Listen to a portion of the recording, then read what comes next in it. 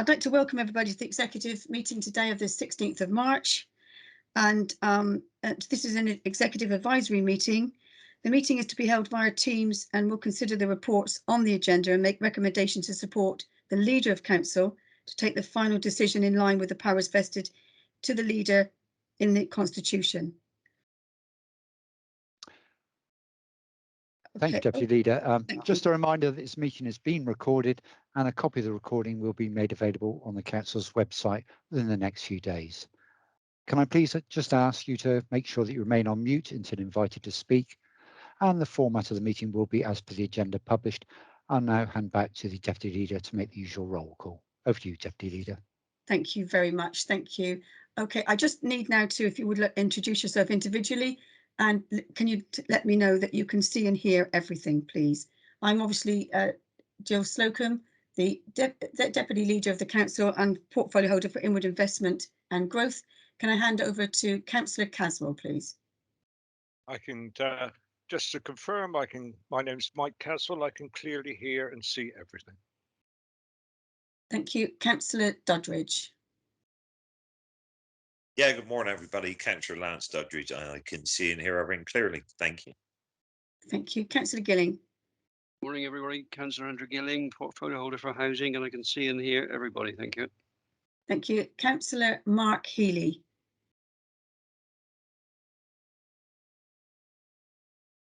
No, perhaps we haven't got Mark Healy this morning. Have we had apologies from Mark Healy? I'm not aware of it, Deputy Leader. Okay, he might be trying to still get in then.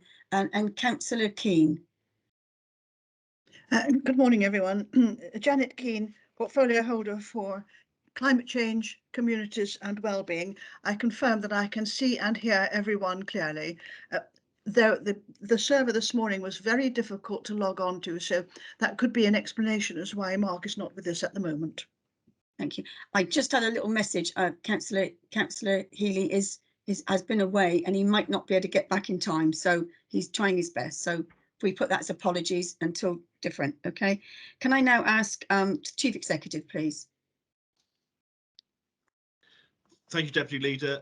Bob Brown, Chief Executive. I can confirm that I can hear and see everything. Thank you. And the Deputy Chief Executive, please. Good morning, members. Doug Bamber, Deputy Chief Executive. I can confirm I can hear and see everything. Thank you. And Mrs. Wellman? Is she present today? And Mrs. Turner? Mr. Hillard? Thanks, Deputy Leader. Yes, Steve Hillard, Deputy Monitoring Officer. I can confirm that I can see and hear everything. Thank you. Thank you. And there are other officers present who will, I think, when we go through the agenda, I think they will. Can I, Mr. Tandy's here, and Mrs. Sarah Dowden's here. There are other officers present, but I think as I put through, I'll be able to introduce them. Is that okay? But can everybody at the moment hear? Anybody not hear or see at the moment, please? Everybody okay? All right. At the end of each item, the executive meeting, we will make a recommendation, and this recommendation will go to the leader of council. So I'll just, oh, Mrs. Turner. Mrs. Turner, are you there? Could you introduce yourself, Mrs. Turner? Yes, I am. Apologies for being late. A few IT problems.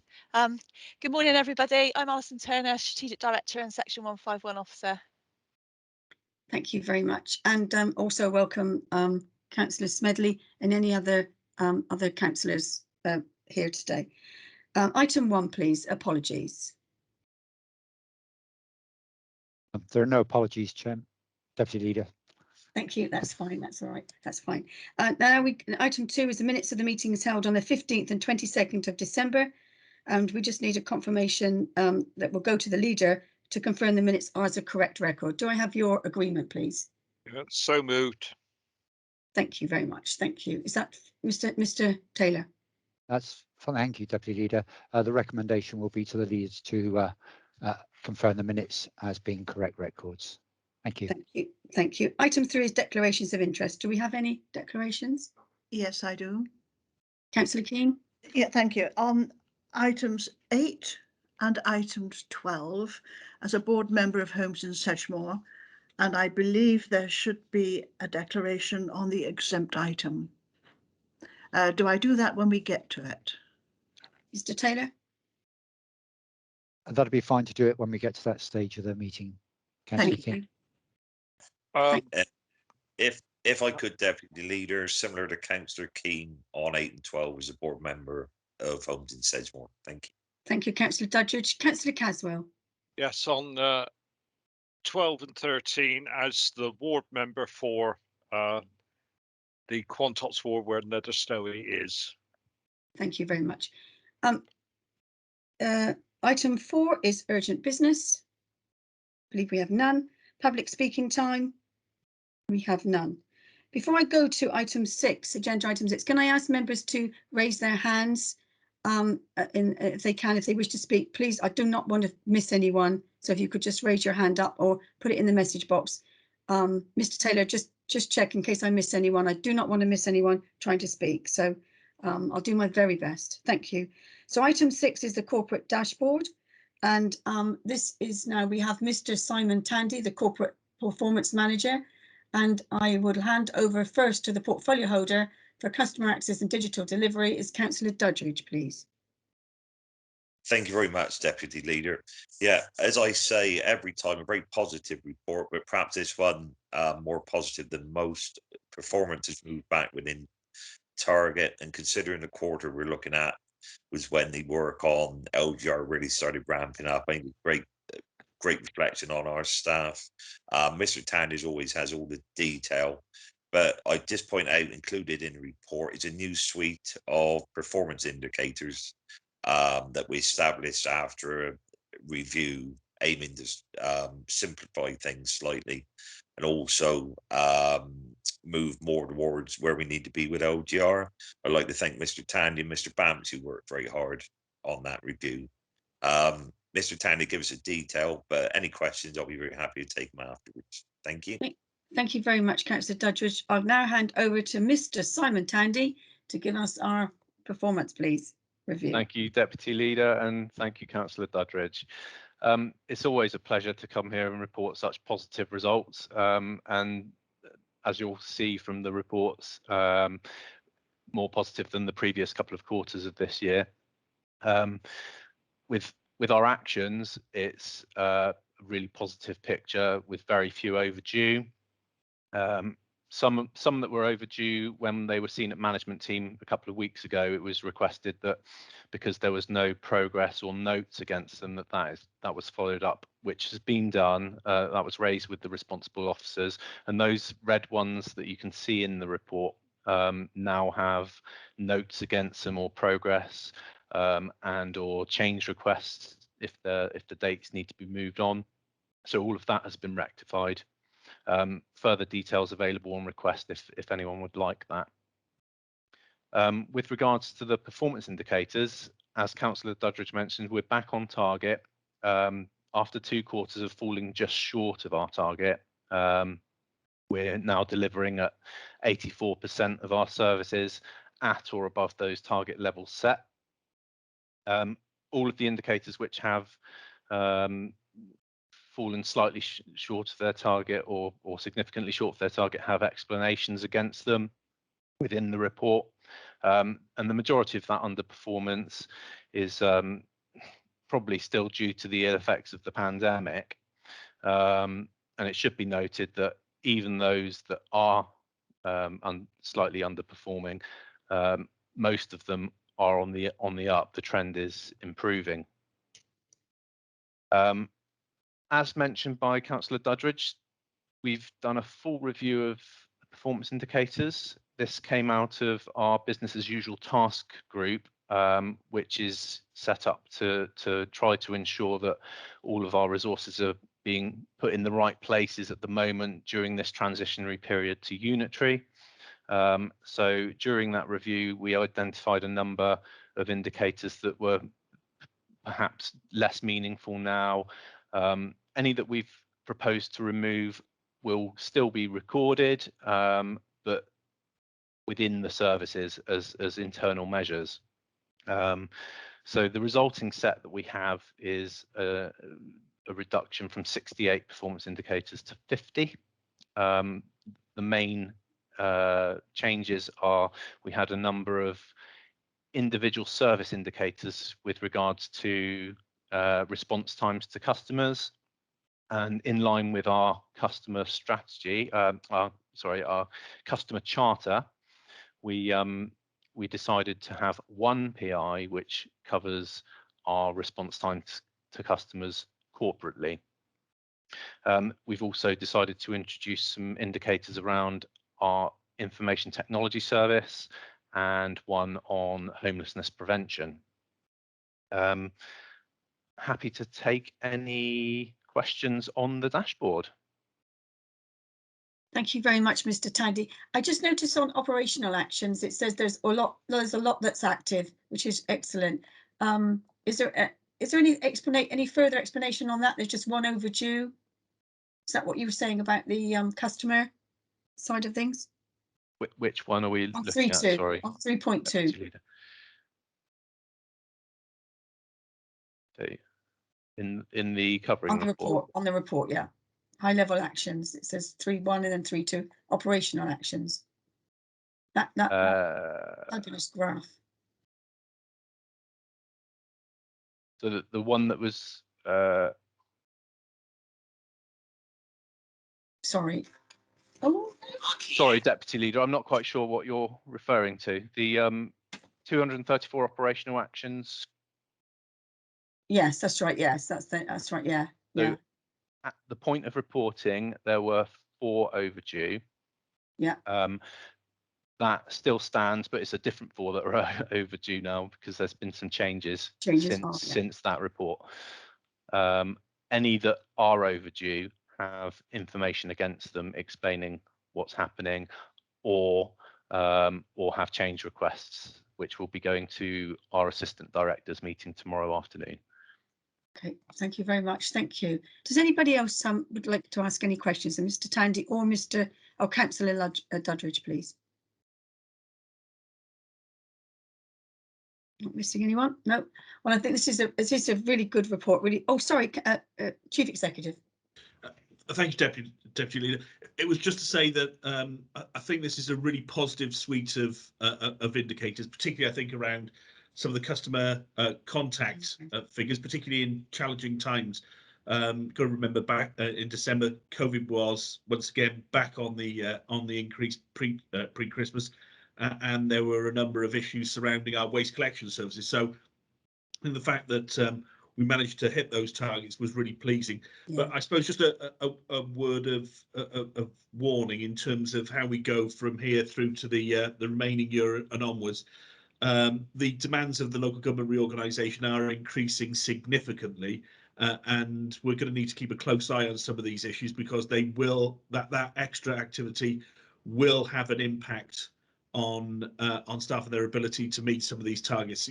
We're in a perfect storm, so to speak, at the moment. With we had 2 storms that came in, which will impact on our figures over the last few weeks. We have the Ukraine issues that are starting and demands on staff to assist on that activity. So there's a whole range of issues that are coming at us. So really, it's just a plea for some patience and consideration for the staff, because local government reorganisation is the first call and is a significant drain on resources, and there are a number of other immediate and difficult community issues that we need to deal with. So balancing all of those is going to be difficult, and they're coming at us thick and fast at the moment. They are indeed. Thank you very much for that reminder. It's always a good, timely reminder to us all, really. So, thank you very, very much. I'm going to hand back to Councillor Duddridge now to move the recommendations. Thank you, Deputy Leader. Very happy to move the recommendation. I'm happy to second those. Thank you. Mr. Taylor. If all members are in favour of that, Leader, Deputy Leader. All members in favour? Any members against? I think that's clearly carried. Mr. Taylor, yes. Thank you, Deputy Leader. Yeah, it does appear to be unanimous from the advisory meeting. So the recommendation to the Leader of the Council is to note the corporate dashboard for Q3 2021-2022. Thank you very much. Deputy Leader. Thank you. We now move to, no, don't worry. Agenda item 7 is the corporate performance report. This is the 21-22, and over to this is Mr. Simon Tandy, the officer again, but over to Councillor Duddridge to present, please. Thank you again, Deputy Leader. Again, very positive report, and again, very happy to say Mr. Tandy's got all the detail. I would pick out a couple of the highlights. Continuing superb performance by building control, and also the grants committee have spent their budget and distributed it to many good causes, many of which are sort of helping people come out of COVID, community groups that are getting back on their feet after 2 years of not being able to operate. The only thing not a matter of concern, but probably something to note, there's been an increase in staff turnover, and I think we were all anticipating that with LGR on the horizon. But I know Helen Thomas and everybody in the people team are doing everything they can to support our staff and get them through the next year and beyond that. So again, very happy to take any questions, but I'll hand over to Mr. Tandy for some detail. Thank you. Thank you. Thank you very much, Councillor Duddridge. Mr. Tandy. Thanks again, Deputy Leader and Councillor Duddridge. Yeah, so the report, as you can see, is very positive. The key thing to note, as Councillor Duddridge mentioned, was around the HR side of things. So the turnover, you can see, has risen significantly on last year. I think there's a couple factors there. Last year, turnover had dropped somewhat, potentially due to the effects of the pandemic. People were more likely to stay in their current roles because of that. And then this year, we all know the unitary authority is on the horizon, so perhaps people are seeking pastures new. But I think the real key stat there is that we currently have 415 members of staff, which is actually our highest number since 2009.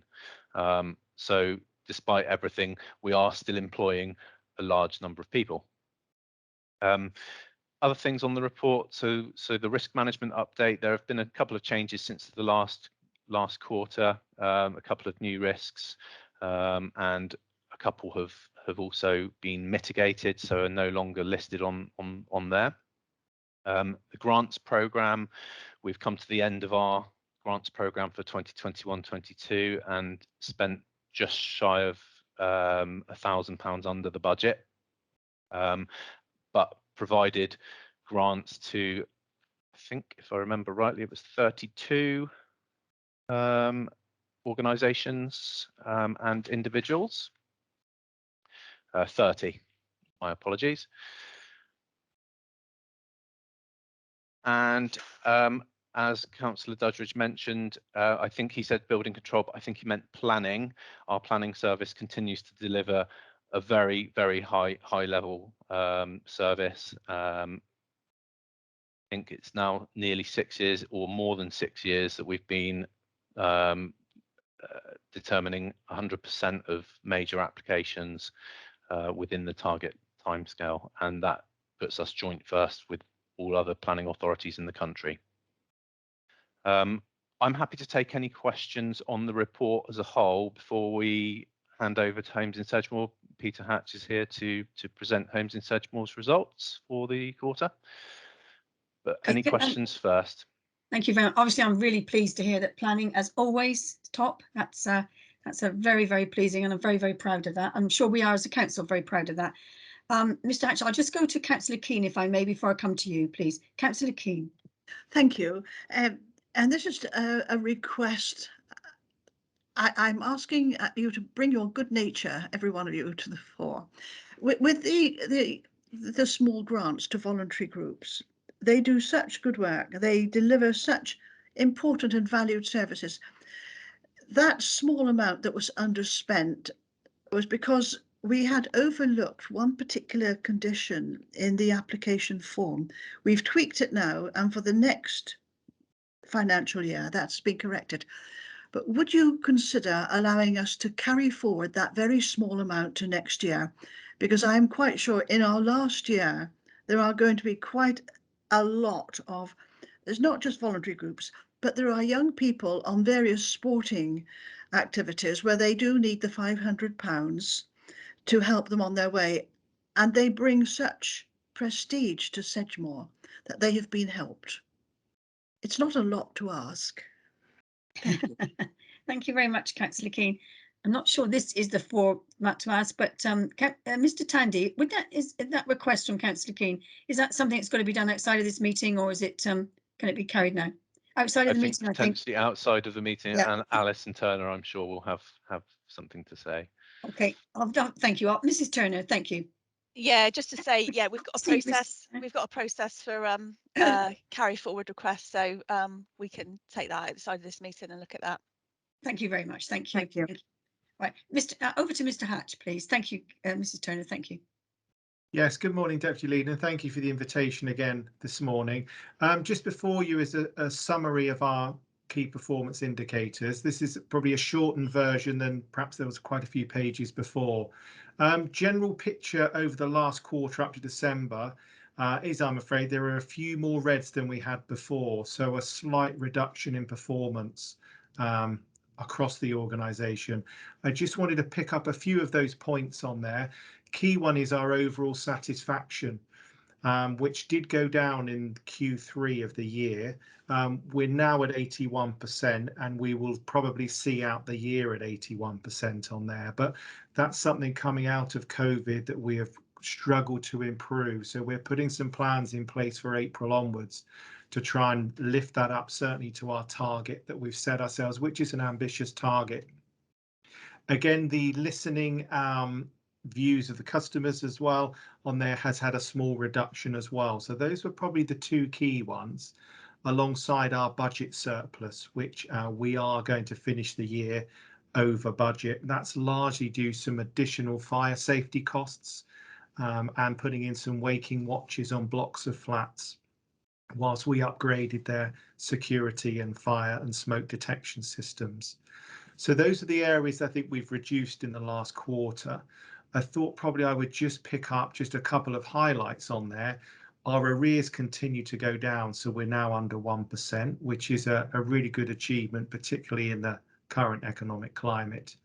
And how we're handling our complaints as well, and the number of ASB cases is in a good position too.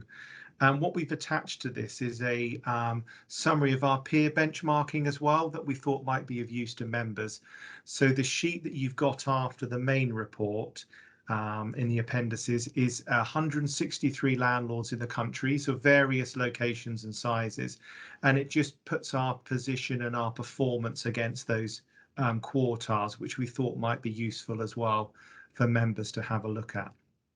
And I hope that gives a bit of a flavour for the national picture across England for everybody. I didn't have anything else to add, but very happy to take any questions. Thank you. I'm sorry to hear about the overall satisfaction, and I'm sure you're going to be on the ball and dealing with that straight away. I know it's something that you pay a lot of attention to. So, Indeed. Yeah. Okay. Do we have any questions, please? I'm not able to see everyone at the moment. I apologise. I don't know why. Mr. Taylor, can you see anybody? Is there anybody I'm missing? Doesn't appear to be, Deputy Leader. Thank you. Just when people go off camera, I just lose them completely. Can I go back to Councillor Duddridge then, please? Yeah, thank you, Deputy Leader. Very happy to move the report. I'm happy to second that report. And can I ask if anyone is against the two recommendations, which are to request an update report on the issues highlighted throughout the report presented by the portfolio holder at the next executive, or request that it's escalated under the council's performance framework if it is an area of high importance? So those are the two. Anybody against those recommendations, please, to go to the leader? Deputy Leader, I think probably the recommendation in this instance will be number 3, to note the corporate performance. Note the corporate performance. Thank you. I don't know why I haven't quite got that there, but thank you very much. Thank you. Is anybody against? No, everybody in favour then. Mr. Taylor, are you satisfied? Thank you, Deputy Leader. That appears to be unanimous from the advisory meeting. So the recommendation to the Leader of Council will be to note the corporate performance monitoring for Q3 of 21-22. Back to you, Deputy Leader. Thank you very much, and thank you, Councillor Doddridge. Thank you. Thank you, Mr. Hatch. Wish you all the very best, and look forward to having 100% satisfaction at your next report, please. Thank you very much. Yeah, it's good to see you. Thank you. Thank you. Thank you. Agenda item 8 is the discretionary housing payment policy. And this is obviously was the leader of council, but the leader's not here. So as you can see, this is about the payment scheme is designed to provide customers that are in receipt of housing benefit, universal credit, for further financial assistance when it's considered that is additional help is required with housing costs or solutions. So this is to adopt the discretionary housing payments policy. I'm sure you've all read the policy, which has been attached. So without further ado, I'm just going to hand over to Mr. Sean Warren, please. Thank you very much. Yes, I'd just like to present the report for the adoption of the policy for 22-23. As you'll see from the report, for the current year, we've got a projected overspend of £26,000. This is at as at week 48, so that is updated from the report that I've sent through to everyone. That's not to be unexpected due to the situation that we find ourselves in with the pandemic. That has continued well into this financial year. We have continued to give assistance where appropriate and where required. Each application is considered carefully by the department, and it is definitely not just an issue of throwing money at problems. We do try to deal with individuals in the longer term, such as by advising them to seek further financial advice from agencies such as the National Debt Line and Citizens Advice. The grant for 2022-23, as the report states, has been announced and currently totals just over £170,000 for the year, which is a reduction of £75,000 approximately from this year. However, like this current financial year, there is an expectation that further funding will be received mid-year, but there is no guarantee over this, nor is there any indication of if additional funding is given, what that would total. So we do have to plan with what we have at the moment. And given that there is a £75,000 reduction, that does make it difficult to target specific areas like we would normally do. This week, we saw an appointment of a specialist discretionary housing payment officer, which we will utilise over the forthcoming year to make sure that the funds that we do have are utilised efficiently and effectively, whilst trying to not leave anyone behind. DHPs continue to be key in protecting tenancies and ensuring that our housing advice team are not overloaded with homeless applications. We have to use them appropriately, and we will continue to do that. The final thing that I would like to say, is that if we do receive additional funding, obviously we have the energy crisis that we are currently being told about. We will ensure that we use those funds to help those most in need, and there is an action plan that's being put together through a number of departments, including benefits, to try and help those hit most by the energy cost crisis. As such, I'm more than happy to recommend the policy that I'm putting forward, and I'm happy to take any questions as a result. Thank you very much, Mr. Warren. I think that was very, very precise. Thank you. Can I go to Councillor Keane, please? Thank you. I absolutely agree with everything you've said. On the weekly data that I get from the Citizens Advice, universal credit is always the most queries.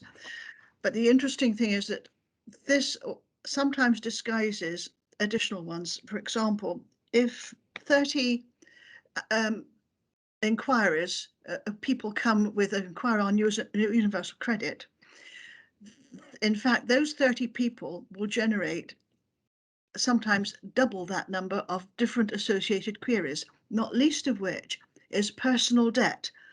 And that personal debt can be sometimes of crippling and frightening proportions, but it can very often be associated with the delays in getting the applications through from universal credit and the personal independence payment. So I think that what you've said here is not only absolutely right, it's a very diplomatic form of words. But thank you very much for this.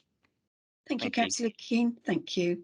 Does anybody else have any, would like to ask any questions, please? Councillor Gilling.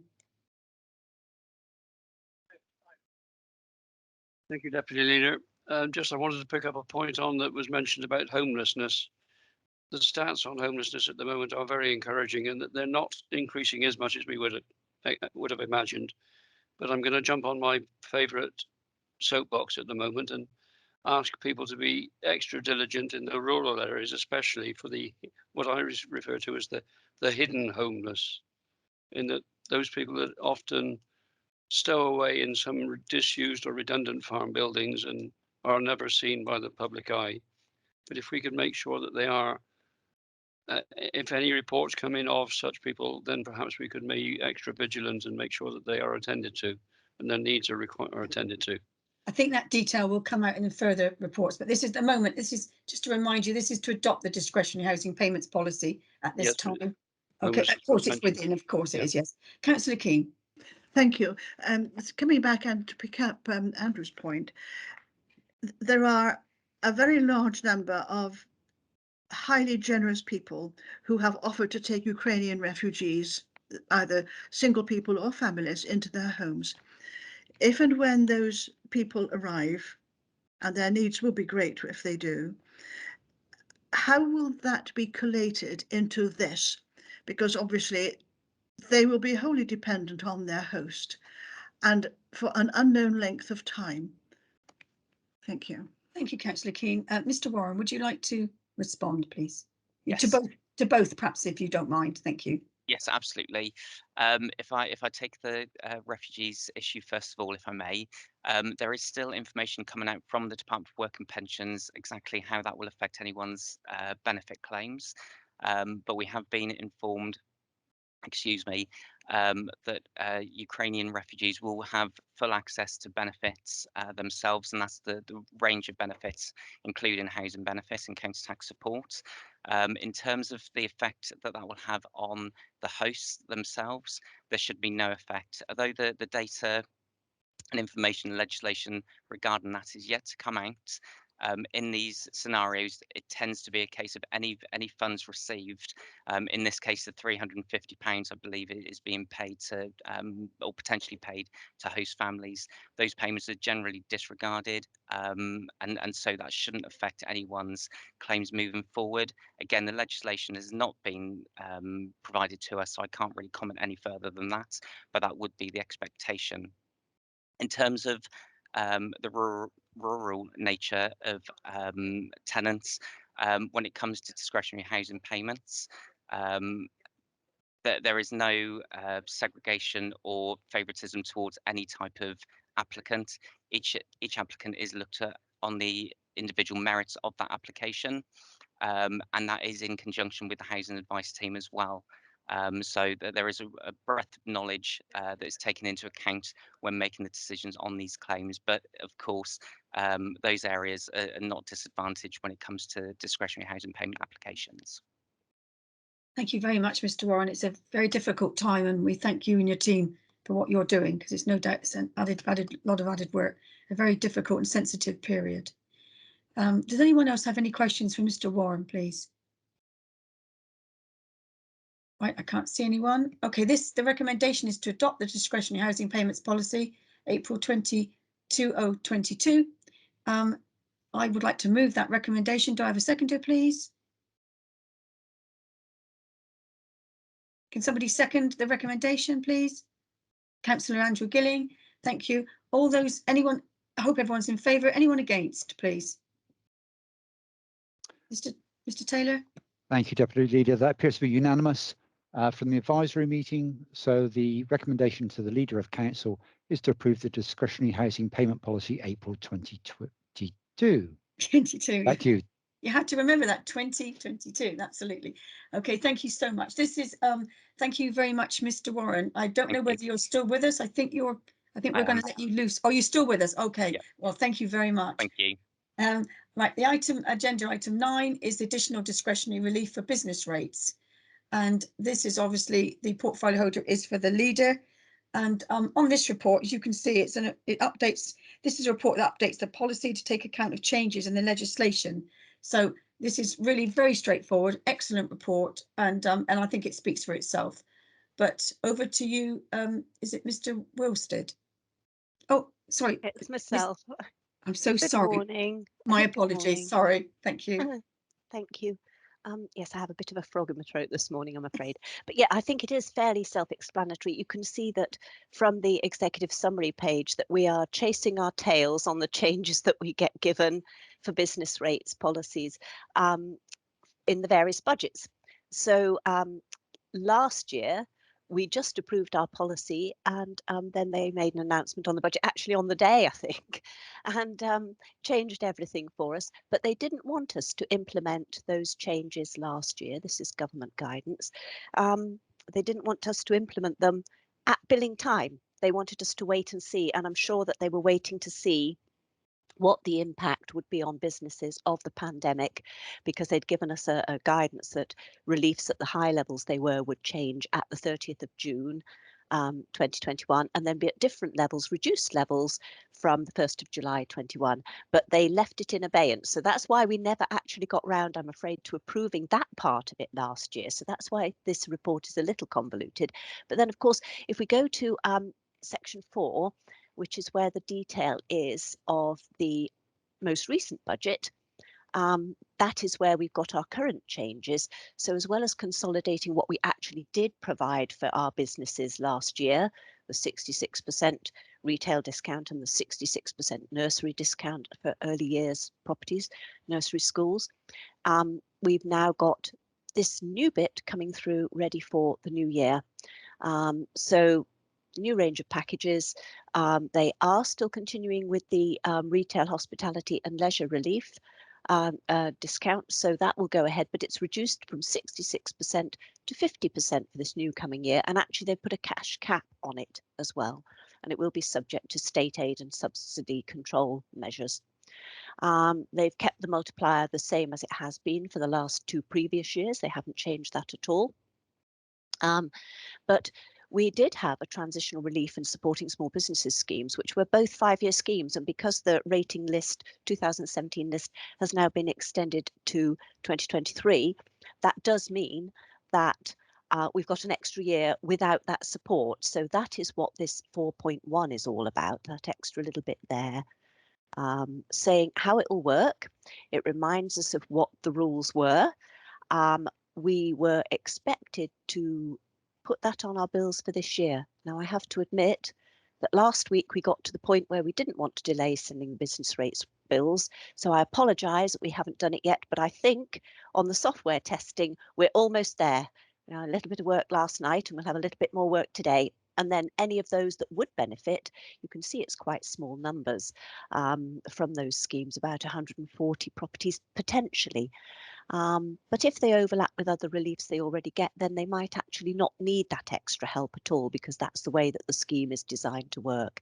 So we are looking at that actively, and if anybody will benefit from that scheme, our position is that we would try to give that help automatically, especially for our local businesses. The retail relief here gives a little bit more breakdown at 4.2 about what the detail is, and the changes first from last year and now for this year, and that is all in hand. Bills did go out with that retail discount on for eligible properties. You can see we've got fewer numbers now, and I think actually at billing there were about 500. So some of them we had fine-tuned and checked and done a little bit more work before we sent the bills out last week.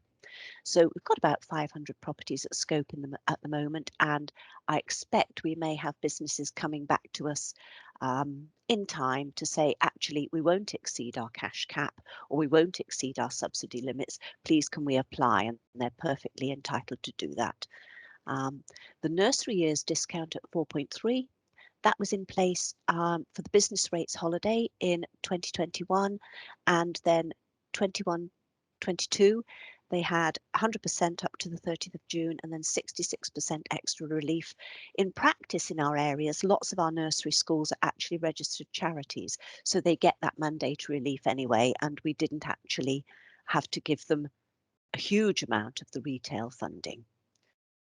The only other comment here on this is at 4.4, and I didn't know how else, just to let people know that we've now got legislation to approve 100% relief for standalone public toilets. This has been an ongoing issue for years and years. I'm sure, I can't remember if it's May 2018 or May 2019 it was first mooted, but they have actually given us the legislation. So we are no longer charging business rates on public loos. So hopefully we'll have more open and operational now, because it isn't that sort of business rates on top of the cost of actually running them and keeping them open. So please, yes, that is basically the content of the report and the updates that we need. There will be other updates later on in this year as we have another specific policy to organise, but that will be in hand and we'll get it done as soon as we can. But this is really just to say, yes, please, we'll go ahead with what we hope we've done correctly, sending the bills out last week, and we will get those extra reliefs tidied up and in place in the next couple of weeks, all being well. Thank you very much. Thank you very much, Mrs. Wilstead. I apologise for your shortened name threw me completely, so I'm sorry about that.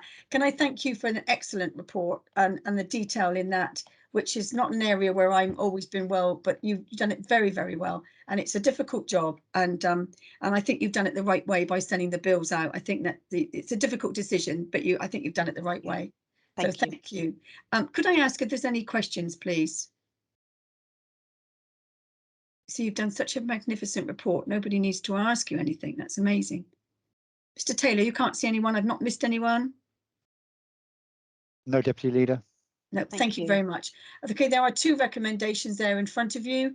I don't think I need to read them out again, but I would like to move the recommendations to go to the Leader of Council. Do I have a seconder, please? Yes, happy to do so. Thank you, Councillor Keane. Thank you. A little bit of delay on our sound there. Apologies. So that's clear. Anyone against? No, that's clearly carried. So I'd like to, Mr. Taylor, you're happy with that? We're all in favour? Thank you, Deputy Leader. As it's carried by the advisory meeting, the recommendation to Leader of Council, or the 2 recommendations. The first one is to retrospectively approve the extension of the nursery and early years discount and expanded retail discount from 1st of July 2021 in accordance with the budget announcement on 3rd of March 2021. And the second recommendation is to approve the new retail, hospitality and leisure relief and the extension of transitional relief and supporting small businesses relief for 2022-2023 as announced at the budget on 27th of October 2021. Back to you, Deputy Leader. Thank you very much, Mr. Taylor. I think I'll leave it to you to read out. You read it out far better than me. Thank you very much. Thank you again, Mrs. Wilstead. You've done a very good job there, and keep up the excellent work, because I know how difficult it's been, and yeah, keep up the good work. Thank you very much. It is tricky. We are doing our best. Thank you. And please send that back to the team as well, please. I will. Thank you very much. Thank you. Okay, everybody, it's item 10, agenda item, which is the capital strategy, and I think we have Mrs. Monteith with us.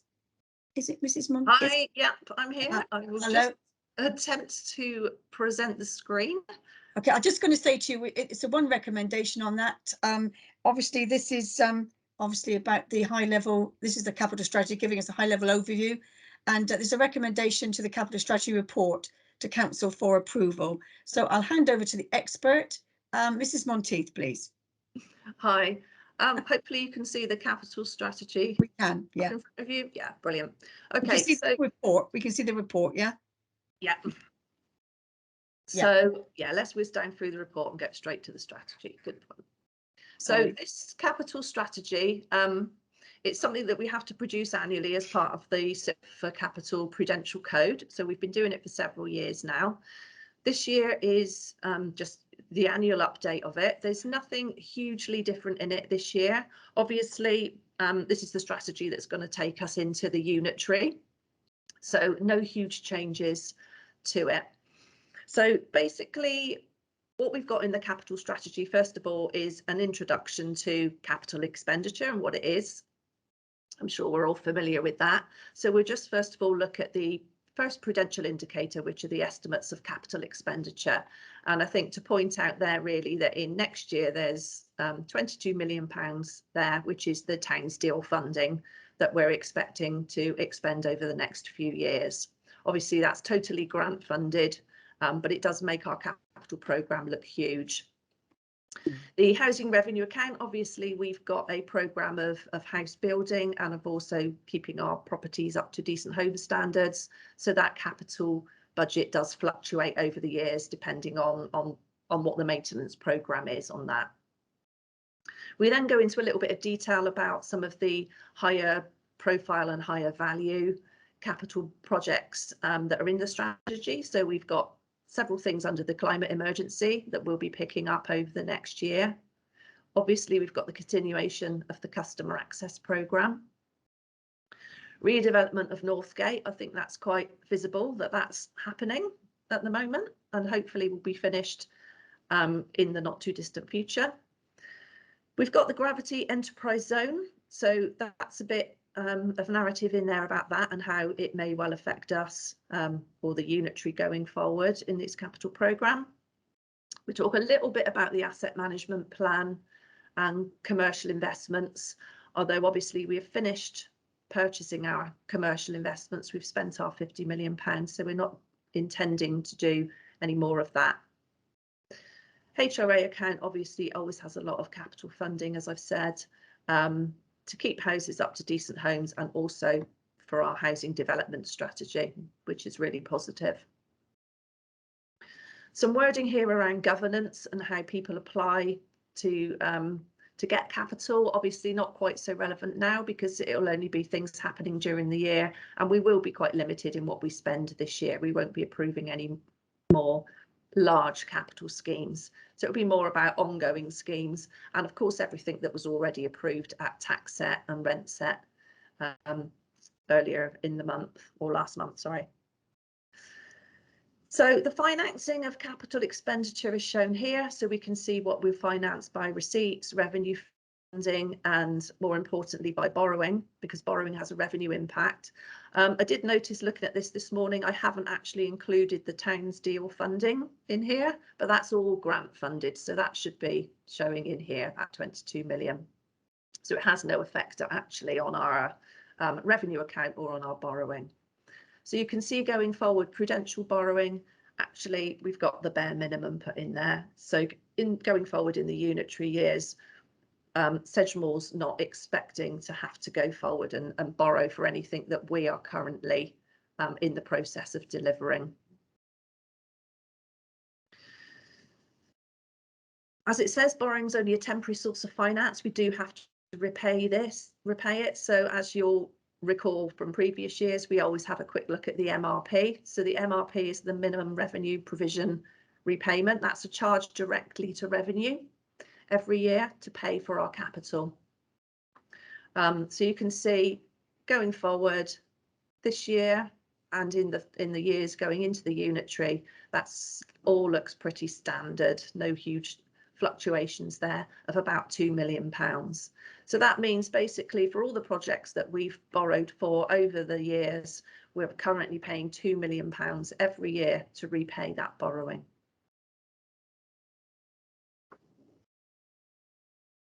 So the next prudential indicator that's part of the capital strategy is the capital financing requirement. And that basically keeps a record of all of the capital that we are spending and funding by borrowing. And you can see that that is relatively consistent over the next few years, which is why our MRP continues to be consistent, because we're not building in any borrowing, any capital expenditure to be funded borrowing over the next few years. So that's quite a positive picture. It's a really high CFR. We've got £143 million, but it's not expected to increase hugely.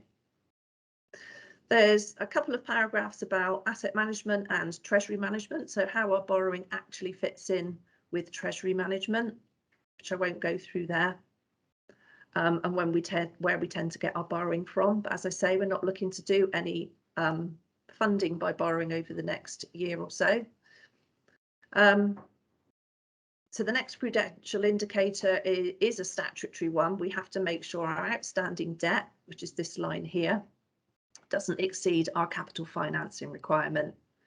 So you can see our capital financing requirement is budgeted at around 143 million at the moment, but we've only got £100 million worth of actual outstanding debt.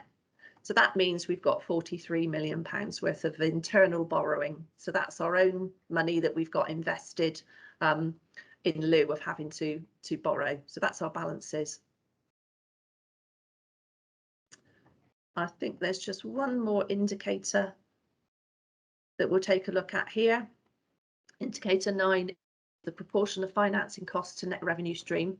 So that takes a look at your financing costs. So that's all of your costs of borrowing, and calculates a percentage against the net revenue stream. So for general fund, our proportion of financing to our net revenue stream is about an average of 5% over the next few years.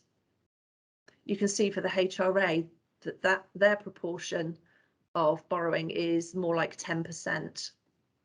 And that's because the HRA has always had a lot more borrowing than the general fund, because we bought ourselves out of the subsidy system and at relatively high interest rates. For the general fund, we've been very lucky and we're keeping borrowing really short term, really low interest rates. So actually our financing costs are a lot lower. But that does give an indication that we're not looking to increase that proportion over the next few years. So hopefully that's a bit of a whistle-stop tour of the capital strategy, but hopefully it makes sense. I'll happy to take any questions if you've got them. Thank you very much, Mrs. Monteith. I think that's a very excellent. We look like we're in what's the term one uses? Like we're in very good nick. It looks like to me. I think we're in a good position, and I think well done. Can I ask if anyone has any questions for Mrs. Monteith, please? I think your report is really very clear, and even for a non accountant person like myself, you've made it very, very well. So thank you very much for that. Thank you. Okay, I prefer to present clearer report rather than trying to baffle you with. Yeah, no, I think that's really good. And quite frankly, I don't need much baffling, and even I've understood, so I'm very pleased. Thank you. Okay, so the recommendation is to recommend the capital strategy report to council for approval, which I would like to propose. Could I have a seconder, please? Yes, I'll second that. Mike Caswell. Thank you. Councillor Mike Caswell seconding that. Is there anyone against this report, please? The strategy, sorry. No, I don't see no dissenters. Mr. Taylor. Thank you, Deputy Leader. So it appears to be unanimous from the advisory meeting that the recommendation to the Leader of Council is to make a recommendation to full council to approve the capital strategy for 2022-2023. Back to you, Deputy Leader. Thank you very, very much. If you can take your presentation down now, Mrs. Monteith, and thank you for attending today. Thank you. Super, lovely. Thank you very much. Now we move on, and I would like to welcome, I'll just introduce first. This is agenda item 11. This is the service charge policy, and this is Mr. Dave Baxter. I'd like to welcome him, the strategic housing manager, to our little soiree this morning. But first, I would like to hand over to the portfolio holder, Councillor Gilling. Thank you, Deputy Leader. As you referred to, Mr. Baxter is with us this morning to be able to answer any questions that might follow on from this introduction. The service charge policy has been reviewed by external solicitors on behalf of the Council and of Homes in Sedgemoor. And the attached recommendation by the external solicitors and the working group under the Section 105 Housing Act 1985, the Council has requested and has consulted with tenants and leaseholders and considered any representations. And I would recommend that the policy be put to before you. But I would first of all over to Mr. Baxter, who can answer any detailed questions that you might have. Thank you very much, Councillor Gilling. Mr. David Baxter, I'd like you to present now, please. Thank you, Deputy Leader. In a sea of daffodils, I would say, in a sea of daffodils. Indeed. Well, it's spring, apparently. I mean, it doesn't look like it outside at the moment. This updated service charge policy, it's been a long time in the making. As Councillor Gilling has said, it's been party to a great deal of scrutiny and consultation. And as you can see from paragraph 2.2, it's had a number of tweaks since its last review in 2016. So we now have a policy that is fit for purpose, more easy to understand, which is our major objective. Minor adjustments have been made to make the policy clearer, but two changes, which is heavily highlighted in the report actually, just to bring to your attention. That's the change in calculating floor area and removal of buildings insurance from service charges to tenants, which is now covered in the rent. Apportionment basis on floor area calculation is now based on the energy performance certificate floor area calculation. It is considered to be a much more accurate database to base that calculation on. Any charges following leaseholder consultation will be introduced gradually as leases change hands or new leases are introduced. The removal of the building insurance service charge from tenants, now covered in the rent, will obviously have a consequence for the housing revenue account, as the finance comments make clear. Finance have already covered this in the approved rents for 22-23. That's what I wanted to bring to the members' attention in particular, but any questions, happy to try and answer them. Thank you very much, and thank you again for a very detailed report, which is explaining exactly what you've said, which is on the tin. So thank you for that. Do I have any questions, please, for Mr. Baxter? See, Mr. Baxter, you've done such a good report. Doesn't look like anybody needs to ask any questions because everyone, members of council, is anyone there would like to ask any questions? Anyone at all? No. Well, I think the I'm going to hand back now to obviously Councillor Gilling to move the recommendation, please. Thank you, Deputy Leader. It gives me great pleasure to move the recommendations, and it underlines the reason why we employ experts like Mr. Baxter in this topic. It's a minefield for those of us that are party to it, but Mr. Baxter does an awfully powerful job, and I would commend him to you. I'm happy. Recommendations are moved. Thank you to commend him to me, because yes, I'm very happy. So thank you. I'm happy to second that recommendation. Do we have anyone against, please? Anyone dissenting? No, I think, Mr. Taylor, you'll find that's everyone in favour. Thank you, Deputy Leader. It appears unanimous. So the recommendation to the Leader of Council is to approve the service charge policy to take effect from 1st of April 2022. Back to you, Deputy Leader. Thank you. I expect you're staying with us, Mr. Baxter, no doubt. I don't know if you are, but it's nice to have you here. Thank you. I can't hear what you're saying, but never mind. Agenda item 12 is the Bespoke Homes project. And obviously the service manager, I think, will be present, and that's Mr. Duncan Harvey as well. And I'm going to hand straight over to Councillor Gilling to present this report, please. Thank you, Deputy Leader. As you're quite rightly reminded us, that we are joined today by our Housing Development Manager, Mr. Duncan Harvey, and his colleague, Mr. Nick Draper, who will no doubt provide us with a background should the members be in need of it.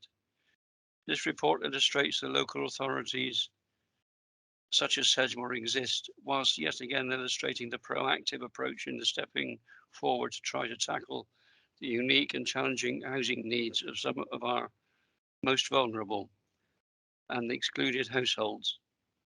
Put simply, we are taking the lead for providing homes for the excluded that others cannot and will not provide.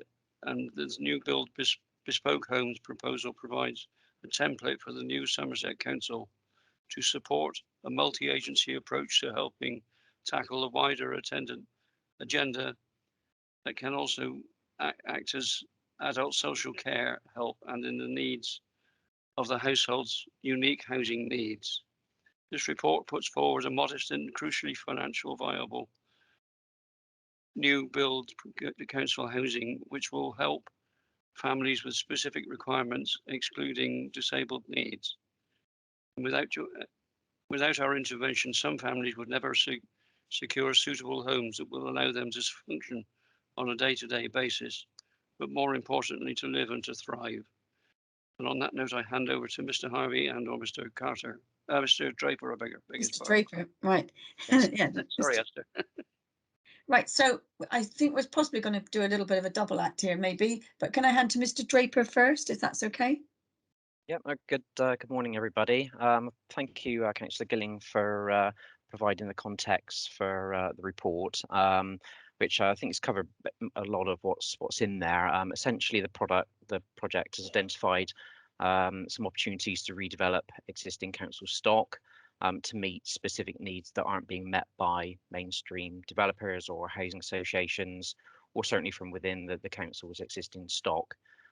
We've got sort of 3 site opportunities that are currently being progressed to planning, which includes 2 extensions to existing properties and 2 additional homes, which is making best use of the size of the sites that we've identified. And the 2 new homes are aiding the viability of the project. The recommendations are to recommend to full council to approve capital growth bid of 995,000, of which 120,000 of that is from the existing disabled facilities grant.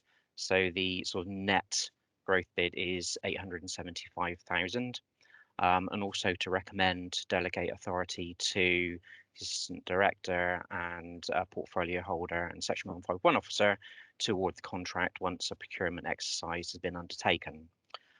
Just as some highlights or headlines for the project, the project will see 2 properties extended to meet the needs of 2 large families with significant disabled needs, and the building of 2 new additional homes. The 2 existing homes will be refurbished as part of that redevelopment. The build costs average just under £2,000 a square metre, which in the current climate is well within the pricing that we're currently seeing across our other developments. The 2 new homes will use renewable energy and be highly efficient. And of course, as I've already mentioned, it maximises the use of large council plots, and the homes will then be managed by Homes in Sedgemoor. There are some project outcomes, obviously, from this. The project will provide fit-for-purpose homes for families with the greatest needs. It will obviously increase the supply of affordable housing and reduce instances of homelessness across the district, especially where families with significant needs are, their tenancies are in jeopardy. And obviously the comments from officers within the council are supportive of the report, which you can see further down into the report. And I guess to conclude, the council, is committed to developing new council housing as part of its aspiration to ensure housing need is met across the district. And this project that's under consideration today is clearly of great value to the council and its tenants, but makes a clear statement that the council recognises housing problems and the variety of needs that families have, and we're trying to do something about it. And I'm happy to answer any questions. Thank you, Mr. Draper. I conclude with you. I think this is an amazing, and I'm really, really pleased with this project. I think this is incredible that families with the greatest need to have larger homes, especially those with special adaptations in that cannot be done in small homes. What I wanted to ask you is that, are these homes ring fenced so that when the families grow up or when they don't need adaptations, they will be kept for special families with adaptations? Or are these sort of, what is the system that you have in place? Because we want to make sure that these aren't taken out after. These special homes need to be looked after, don't they? Yes, definitely. I mean, obviously the tenants that will go into the properties will have the secure tenancy that the council will provide.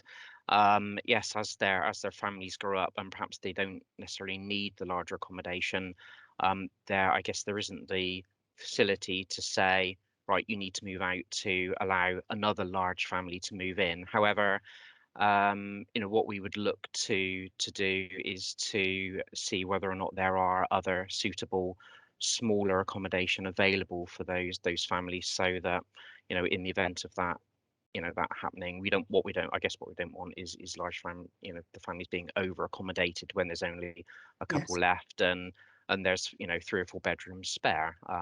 But that's what we look to do across all of that's what Homes in Sedgemoor will look to do across all of their stock in terms of rationalising properties and making sure that everybody's got a fit for purpose and adequately accommodated. Thank you. That's excellent. Thank you, Mr. Mr. Harvey, do you wish to say anything at all? I'd hate to think you're here and not speaking. Just to say hello to members, some of which I haven't seen for a while, but I think Nick has covered off the report. I'm pleased that you find the report something that you find it's worthwhile doing, and I think it will make a big difference to a number of our more needy, challenging families. So you know, as I say, Nick's covered it all off. So, but yeah, excellent. Yeah, no, it's a really excellent report, and I think it touches each and every one of us. We all know people that are having severe difficulties, especially with massive adaptations, sometimes that have to happen in the home. So this is practical, both sensible, and it shows what a caring council I think we have here. So I'm very, very pleased. Does anybody wish to ask any questions, please? Members of council? Executive members? No, see, another excellent report where one doesn't need to ask any questions, but I would just like to thank you very, very much, Mr. Draper and Mr. Harvey. Thank you very much. And hand back, there are 2 recommendations. So I'm going to hand back to our portfolio holder to present the recommendations, please.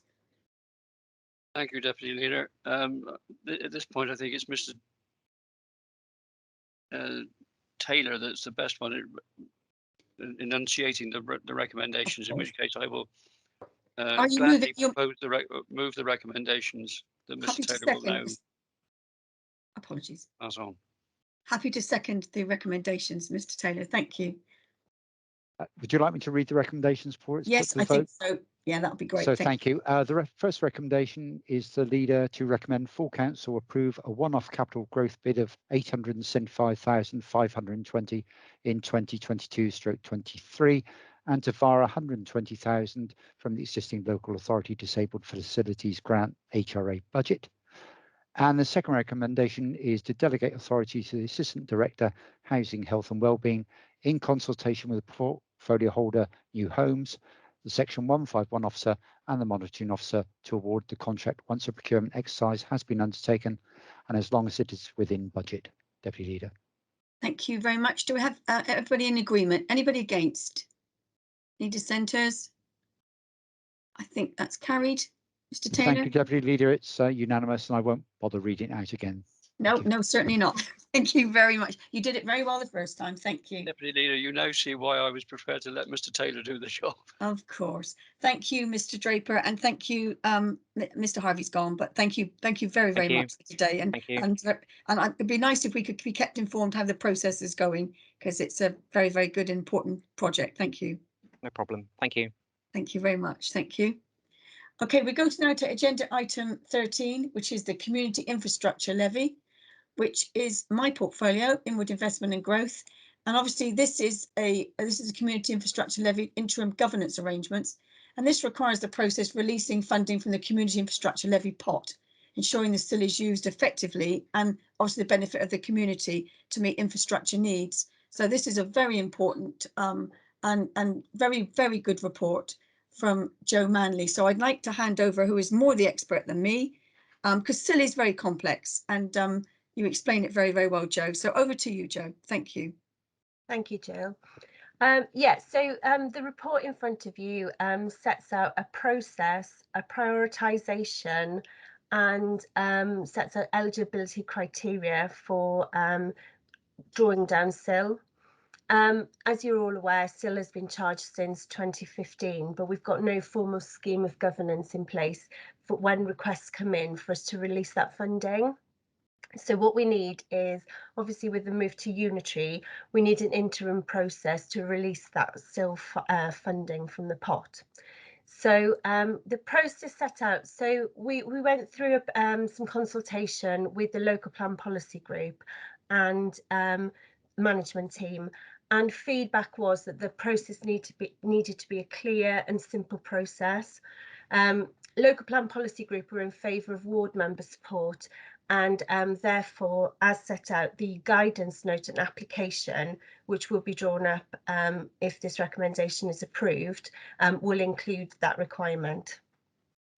So on this basis, the suggested approach is that all decisions for SIL requests under 50,000 are delegated to the Assistant Director for Inward Investment and Growth in consultation with the management team and the Leader of Council. and those decisions will be informed by ward member support and cross-party consultation undertaken via the local plan policy group. It's also that still requests over 50,000, so those are the more strategic requests, be delegated to the executive or undertaken by the executive. And this approach is considered to give the right balance between decision making and to enable the appropriate level of scrutiny. That's the process. Now, in terms of prioritisation, the report sets out that the SIL pot isn't an extensive one. As at the 31st of March 2021, and those figures are still being confirmed through the infrastructure funding statement, there's we've received about 4.5 million in SIL receipts. But once the 20%, which is ring fenced for the barrier, and the meaningful proportion is deducted, obviously that figure's greatly reduced. So we still need a mechanism to prioritise SIL infrastructure, specifically for the strategic infrastructure. So that was the old stuff that was on the regulation 123 list, which it used to be called, which is now the infrastructure list. So what the report recommends is that any unspent unallocated SIL is also ring fenced now, and ring fenced for those strategic infrastructure that's on that list. And what the report also sets out is that if you're ring fencing for the barrier and ring fencing for that strategic infrastructure, there needs to be a mechanism in place in order for those smaller requests for smaller scale infrastructure to be able to make a request on SIL. So what's set out in there is that there's an admin which has been collected. Now that was 5% of the gross SIL receipts, and that's been collected since April 2015. That was intended to fund an officer, but because the planning receipts have been really good, that hasn't been drawn down yet. So there's around 250,000 in that pot currently, and what the approach sets out is that we use that funding to be able to repurpose and go towards those smaller infrastructure requests. This doesn't mean that the SIL officer couldn't be funded from that admin pot in the future. It just means that we're using up that sort of money that's been identified and pulled together. Finally, the report sets out some eligibility criteria for applications, to give that clarity and certainty over what people are applying for and to make the decision making straightforward. Things like alignment to the local plan and the support of the infrastructure provider is set out, and it's recommended this criteria be pulled together into a guidance note and an application form in consultation with the portfolio holder with authority to the assistant director. And then the report then asks for the recommendations. So I think I've gone through it. I don't know if there's any questions. Thank you, Jo. Thank you. I've always found SIL is very complex, isn't it? And I think this is a good way. It's sort of, to me, it feels much clearer of the process now than it was. So thank you. Councillor Keane. Didn't go. Thank you. Ring fencing, on the list of things that we ring fenced, some will be delivered fairly soon, others will take a very long time. This ring fencing, that is only for the life of this council, isn't it?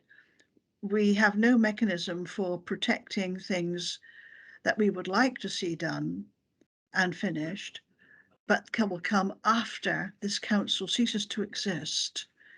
Am I right in that, or can you enlarge on that? Yeah, so the intention is that this approach will last beyond vesting day because of the fact that there won't be an opportunity to consolidate the SIL across all the different districts by that time. Also, there is a legal there's a legal thing in place in terms of SIL, so you'd have to legally change the charging areas in order to be able to use SIL outside of those charging areas. So there is a mechanism in place which does sort of protect SIL, which has been accrued in Sedgemoor, keeps it in Sedgemoor for that time being until there's a sort of wholesale SIL review through the unitary approach. Does that answer your question? Thank you. Yes, because I am concerned of things that we would like to see done in this area, but we will have no control over after April the 1st next year. Yeah, so there is a mechanism in place at the moment that, because you'd need a legal review of the SIL charging areas in order to release it outside the area, it has to be spent in the area it's secured in. Thank you. That is reassuring. Yes, thank you very much, Jo. Does anybody else have any questions, please? Members of council? Somebody sounds like they're trying to get through, right? Okay, Mr. Taylor, I don't think I've missed anyone. No? Okay, thank you very much, Jo, for that. And I think that's worthwhile, that report, almost keeping, as we do all of them, all important reports, but those figures are very handy to have when people ask questions and things. So excellent, thank you so much. I'm now going to move the recommendations, which are three recommendations. Maybe Mr. Taylor, would you like to read the recommendations for me before and I'll move them. But certainly, Deputy Leader. The first recommendation is to approve the principle for releasing funding from the SIL pot, including repurposing the accrued admin pot for eligible small local infrastructure projects. The second recommendation is to delegate authority to the Assistant Director for Inward Investment and Growth in consultation with management team and the Leader of Council to make decisions in relation to the individual SIL requests of under £50,000. And finally, to delegate authority to the Assistant Director for Inward Investment and Growth in consultation with the portfolio holder to agree formal wording for a SIL guidance note and application form using eligibility criteria set out in the report. Thank you, Deputy Leader. Thank you, Mr. Taylor. Do we have a seconder for that, please? Councillor Gilling, thank you very much. Do we have anyone against? Anyone dissenters?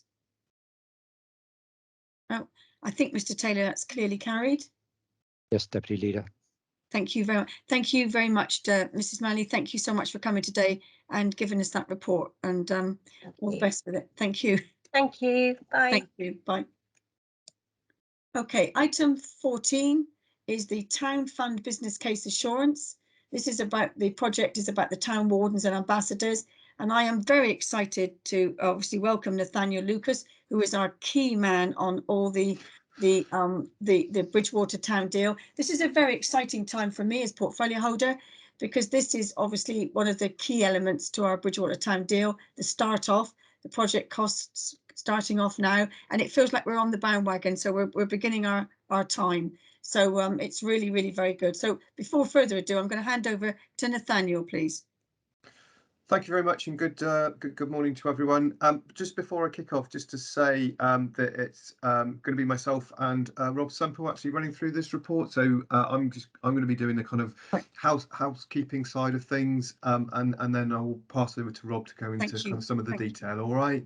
Welcome, Rob. Thank you very much, Rob. I know you've got COVID, so you're a bit of a hero being here today. So well done, and thank you very much. Over to you, Mr. Lucas. Thank you. Thank you very much. So as Deputy Leader has said, so today's report is around the town wardens and the ambassador project. So it's the third of 11 town deal projects which make up the town investment plan. And this project, or in this paper, is to request the drawdown from government of £1 million worth of revenue funding to support the town warden and our ambassador project. So the project itself will involve direct recruitment by the council of 4 full-time and 2 part-time wardens and ambassadors on a fixed-term 4-year contract. And in brief, and I say Rob will go into a bit more detail on this, but in brief, the town wardens and ambassadors will provide a strong visible presence within the town centre, and ultimately they're in place to address elements of antisocial behaviour within the town centre.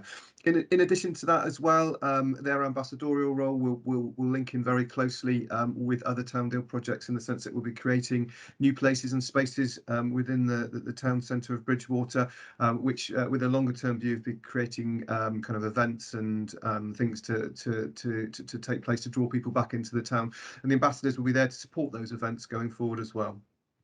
Just in terms of the recommendations, so I'll just run through those very quickly as well. So first recommendation is from the executive is to approve the town wardens and ambassadors business case for submission to government to draw down that £1 million worth of revenue funding. To note the intention to directly employ those town wardens and ambassadors on a fixed term contract, but also that they are going to be managed internally by Sedgemoor District Council's community safety team. And then finally, just to note that those roles will be transferred across to the new unitary authority, and we'll see out their kind of tenure up to 25-26 as well. So in terms of the housekeeping, as with previous papers that we brought forward and projects within the town deal, the project's been signed off by the town deal board. They've reviewed it from a strategic perspective and are content that it meets the kind of strategic objectives of the town investment plan. In addition to that, the Sedgemoor District Council Assurance Group have also met. They met on the 28th of February, and the group considered the projects against the key criteria, and they confirmed that the project met all of the key criteria as well. And I won't run through all of them, but just to provide you with some examples. So they were content that the business case had been prepared independently and in accordance with the Treasury Green Book rules. Also confidence in terms of the project is deliverable, and that's under the direction of the council's community safety team. But also just to outline as well that there has been significant experience through deploying COVID wardens as well in a similar role. So very confident in terms of its deliverability. Confirmation as well that the project is considered to be financially viable. Now, I should make it clear that the council will be recovering some operational costs from this process as well. But that allowance has been kind of tailored to the specific project, and that was something that was presented to the senior management team on the 3rd of March this year and was signed off. And then finally, confidence that the project demonstrates value for money and will also support in terms of the town centre, but also encourage wider economic recovery as well. I won't run through the comments. I'm sure you've run through those and the risks itself. So just the last thing from me really is just to kind of sum up the economic development implications before I hand over to Rob. And it's just to say that in terms of economic value of this project, it's been calculated at 3.4 million, and that's linked in with the local employment benefits from the roles that will be created, but also the economic value as well around reduction of crime within the town centre as well. And from a benefit cost ratio perspective, that is 3.4 to 1, which represents, from a Green Book Treasury perspective, very high value for money for the return on the investment as well. And I'd just like to finish off to say that outside of those economic benefits, there are significant benefits which we haven't monetised, but are certainly worth noting as well. And again, I won't go through all of them, but certainly the town wardens and ambassadors will support increased footfall and dwell time within the town centre, reduced fear of crime, improved community cohesion, and also enhanced advice and support to vulnerable people who require it as well. So those are the kind of key points I really wanted to go through. And like I said, I'm just going to hand over to Rob, and he can provide a bit more of the detail in terms of how things will work going forward and the benefits as well. So thank you very much, Sean. Thank you, Mr. Lucas. Thank you, Mr. Semple. Thank you, Deputy Leader. So yeah, I'm just going to give you a bit of information really about how we see this working. And I think the first point I want to make is that Bridgwater is actually a safe town. It's not, we're not bereft with huge amounts of crime and disorder. We are actually a low crime rate town. However, we do have a few issues that are causing people not to want to dwell sometimes in the town centre and not to want to come in. So we do have things like street drinking, and we have some youth ASB that all reflects on the town. And whilst we are, it is a safe town, those things do have an impact. So we see this role being really important to counter that perception, to show that actually people are engaging in the town centre. We are taking things seriously. We are trying to deal with issues as they arise.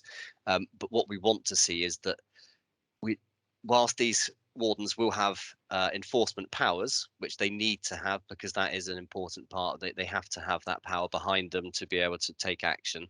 But what we want to see actually is this is going to be an engagement and an education type role, really. That's the first kind of port of call, is to engage the community, engage people that potentially are causing issues or are perceived to be causing issues, engage with them, work with them, see what we can do to support, help, educate.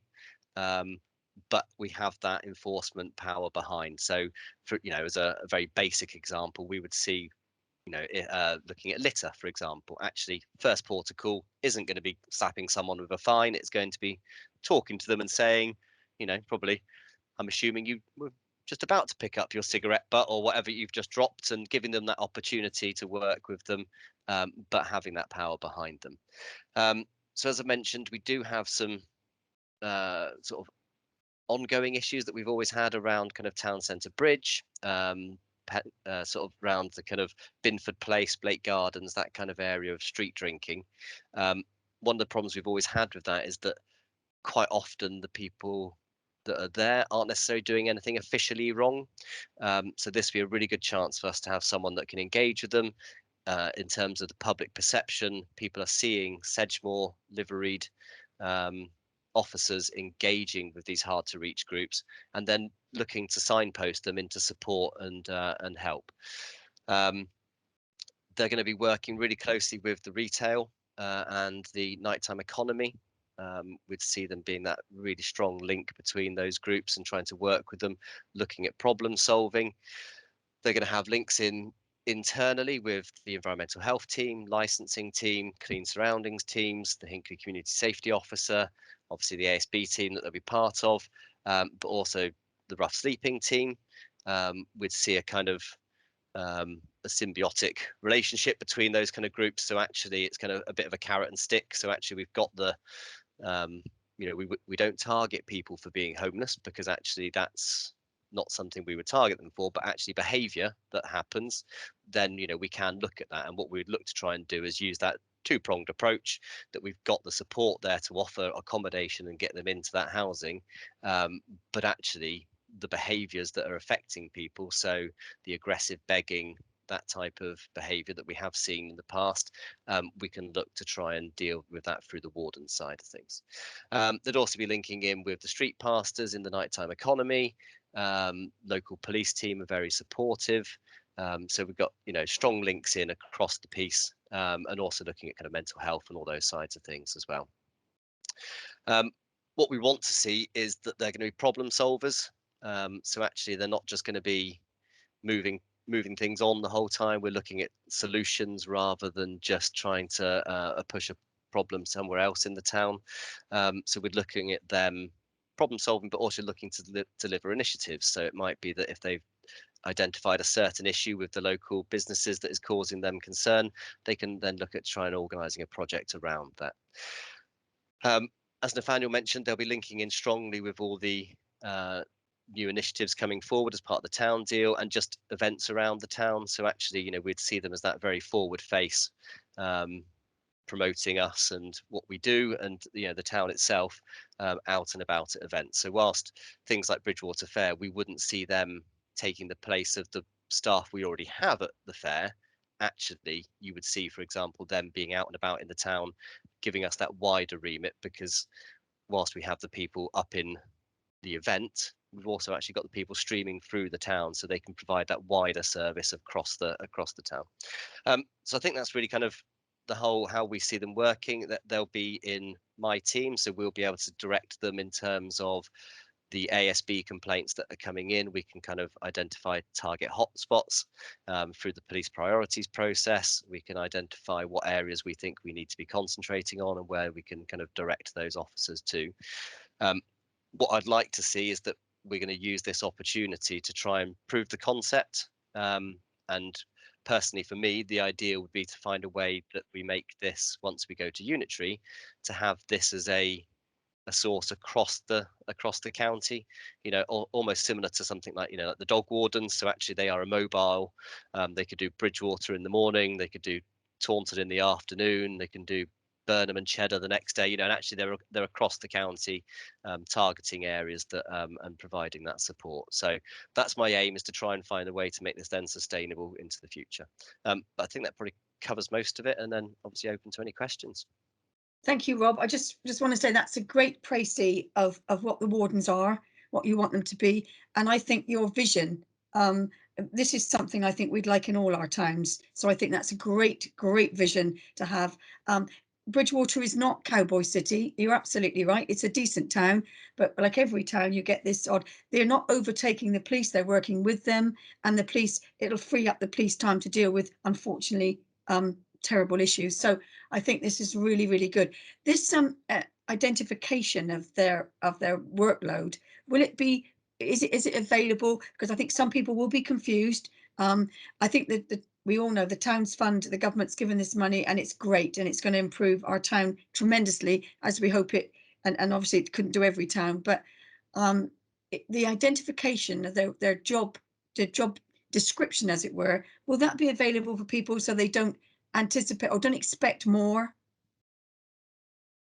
I mean, obviously it would go out when we do the recruitment process, so it would be out as a public document. So I can't see any reason why we can't, discuss with people what the remit of them is, and obviously we will do press around this as well, because we want to promote the positive side of this. It's, as I've said, Bridgewater isn't a dangerous town, but what we do have, as is identified quite often in our community safety survey, is the perception is quite a lot, and that's across the district, if we're honest, and the perception of crime is higher than the crime itself.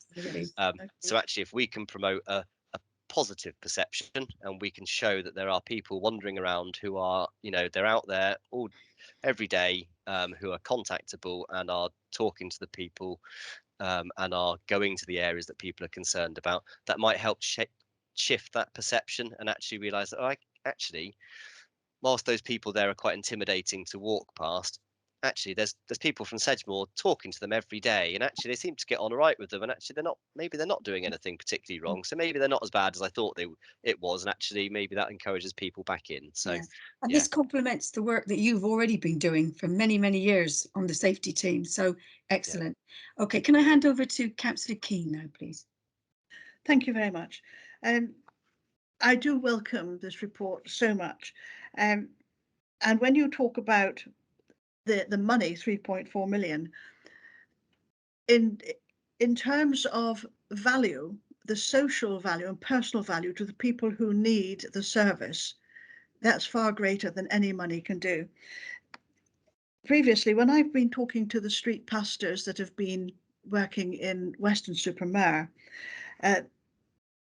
a lot of their work is from the mid-evening through to the early hours, as you've mentioned, that the people employed will have that sort of flexibility of their working day or working hours. Also, the pastors found that they needed to have a little secure base, very central, so that someone who was in trouble in one of the hotspots, they could very quickly be taken into there to calm down, have a cup of coffee.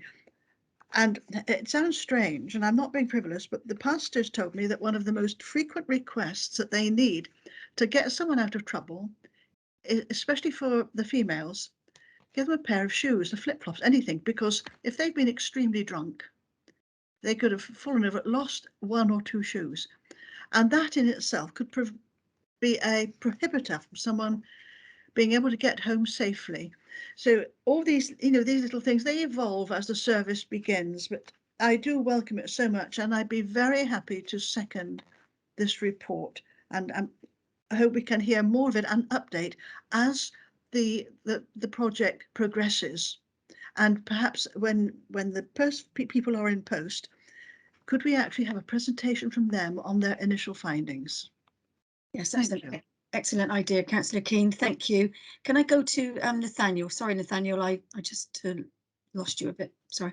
That's right, no problem at all. It's just to kind of reiterate what Rob was saying. So you talked about making sure we get the message of the role out there. So absolutely, we'll be taking advantage of our own communications internally, but also just for the wider group's understanding, we are looking at actually, because of the scale of the town deal, securing some communication support as well over the coming probably month or so, I would imagine. So that's something certainly that we'll be able to feed into that as well, to make sure that not only the town wardens is met with a huge fanfare, but also all of the other projects as well. So just to kind of outline that for everyone. Thank you for that. That's an excellent idea. Councillor Gilling.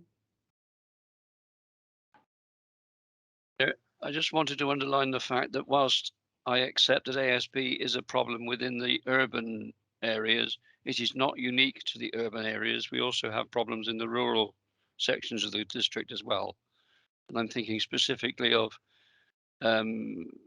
lads with their high-powered cars creating all sorts of nuisance and disturbance to the local communities. Rural areas are not exempt from that. And that's an area that, and it's going to stretch the new county authority desperately thin. If they've got to cover from, say, Minehead across to Frome, that will create a problem of its own making. But I would underline the fact that it is not just an urban phenomenon, it's a rural one as well.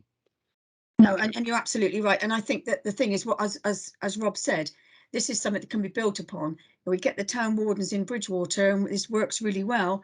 All that does is expand that expertise out into other areas, and that's what. But you have to start somewhere, and this was part of the government's deal for Bridgewater. So over to you, Rob. Sorry.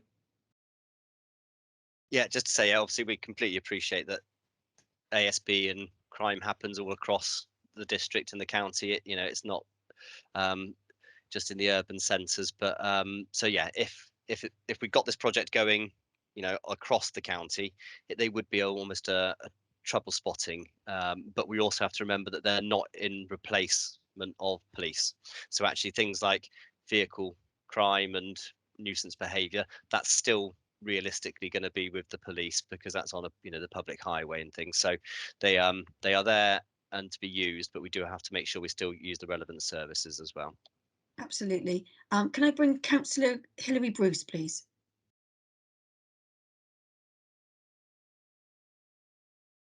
Thank you, Deputy Leader. Just really a couple of questions really quite briefly.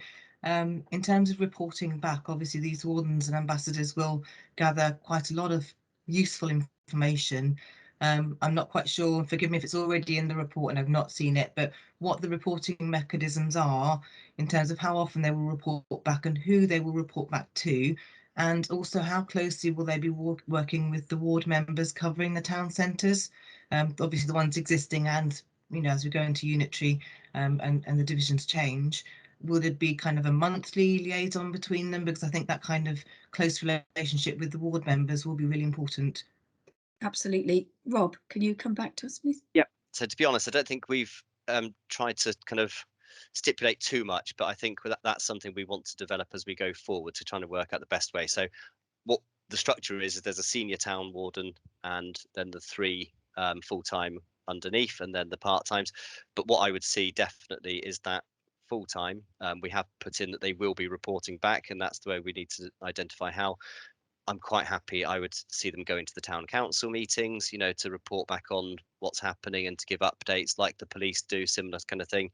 But yeah, I'm happy, if we think monthly is what it needs to be, then happy to do that. But that's, happy to work out the best way forward for that to make it work for both sides and to report back. Yeah, I think they'll also be reporting back to the town board as well. Yes, they will. And internally, we would just have them, weekly reports kind of coming back into myself in terms of what they're seeing out on the streets. Okay, I think on might be an option. Sorry, Hilary, carry on. Sorry, you're saying. Scrutiny committee might be an option as well for reporting back once a year, maybe. I think I'd like to see them report back quarterly. I think give them a chance to bed in, give them a chance to see, I think quarterly, and to all the mechanisms that you've just said. I think that would be really good. Can I just go, thank you, Hilary, for that, because it's a very good point. Thank you. Can I go back to Nathaniel, who just wanted to mention something, I think? Thank you. Yeah, just to say in terms of that whole kind of reporting element, so it is essential to do that, not only from an internal perspective, but also it forms, and I've talked about this in terms of the previous projects that we've taken through this process as well, that there has to be monitoring and reporting that goes back to central government as well. So we would be taking the information that that the town wardens take, which obviously would filter through Rob and his team, and then also filter that back straight into government as well. So yeah, it's certainly something that we have considered and something that needs to be done, and we will kind of finalise those once in post as well. Okay. Thank you, Mr. Lucas. Councillor Keane again. Thank you. It's just a matter of interest on the people interest of the the wardens who will be doing the job, when they are being recruited, what are the key points of qualifications and past experience that you will be looking for? Okay, so what we're looking for is we're looking for people that do have some kind of enforcement experience, because I think that's whilst it's not the part of the role we want to be the main part, it is a vital part, and actually it's the part that's probably one of the most awkward if you haven't done it before. So we do want people that have got enforcement experience, but we're wanting people that have got problem solving skills as well. So if we're being quite honest, people like ex-police officers that are used to doing problem solving plans, that they're used to, they've got that enforcement background, but actually they are used to being able to go in and tackle a situation without having to use the enforcement powers and looking for other solutions and ways forward. So people like that. That doesn't mean it's explicitly for police officers, ex-police officers, but that's that type of role. So yeah, they must have enforcement experience though, because I think that is the part that is it's critical to get that right, because that's the part, if they get that wrong, well, they could put themselves at real risk. Absolutely, a very vital job, and yeah, you're absolutely right. Does anybody else would like to ask any questions, please? Members of council, executive? No? Okay. Well, I think this is, thank you both of you, excellent report as always, and I think you've laid it out very clearly here. So the recommendations are, there are 3 recommendations. I'm going to hand over to Mr. Taylor to read the recommendations again, and then Thank you, Deputy Leader. So the first recommendation is to the Leader of Council is to approve the Town Wardens and Ambassadors business case for submission to government to allow the drawdown of £1 million in revenue allocation. 2, to note the intention to directly employ the Town Wardens and Ambassadors on a 4-year fixed-term contracts to be managed initially as part of SDC's Community Safety Team. And finally, to further note that the roles will transfer to the equivalent division within the new Somerset Council as the town deal funding continues to 2025/2026. Back to you, Deputy Leader. Thank you, Mr. Taylor. I would like to move the recommendation, and I believe we've already had a seconder by Councillor Keane. Yes, a pleasure to repeat that. Thank you very much. Yes, and I really, this is very, like I said, it's very exciting, and we're moving forward, and thank you very much for today. And like I said, Rob, I do hope you look definitely better than my husband does, so who's got it as well. So best wishes to you, and thank you so much for an excellent report, both of you. Thank you. Deputy Leader, can we just check there are no dissensions from that? Oh, I beg your pardon, Mr. Taylor. You're always there to keep me in line. Any dissenters there on that, please? Couldn't imagine there would be, so I think I was overexcited. Sorry. Clearly carried, Deputy Leader. Thank you. Thank you very much. Thank you for attending today. Thank you. Okay, item 15. Now, this is item 15. This is, I need to, I think I might go, do I need to go to you, Mr. Taylor, to move the exempt session? Deputy Leader, if you'd just like to propose it to go to exempt session, if there's no dissensions, we will go to exempt. All right. I'd like to move the meeting into the exempt session as the information contained in the report is deemed as exempt by virtue of paragraph 3 of part 1 of the Local Government Act 1972 as amended. Are we all in agreement that we go into exempt? Any dissenters? No, there are none, Mr. Taylor. Thank you, Deputy Leader. We've got no members of present public present, so you're free to carry on, Deputy Leader. Thank you so much. Well, as you know, this is the revised capital investment and on this report, and it is a very clear report. Somewhat, I can understand, I've had to read it a few times, as you have to anyway, but it is very well laid out, so thank you. So I'd like to hand over to, first of all, to present this report is Councillor Andrew Gilling, please. Thank you, Deputy Excuse Leader. me, one moment, sorry, one moment. Councillor Keane, I do apologise. Did you want to declare something? Yes, as a member of Homes in Sedgemoor, I believe I should declare just a personal interest in this. Thank you very much, Councillor Keane. I believe that's for Councillor Lance Duddridge as well, yes? Yes. Councillor Duddridge? Please, yeah, if I could, Deputy Leader. Thank you. Yeah. Right, thank you very much. I'm so sorry. Over to you, Councillor Gilling. Thank you, Deputy Leader. Again, we're joined by Housing Development Manager, Mr. Duncan Harvey, and his colleague, Mrs. Esther Carter, and I'm pleased to see them both here who will be able to answer questions should the need arise.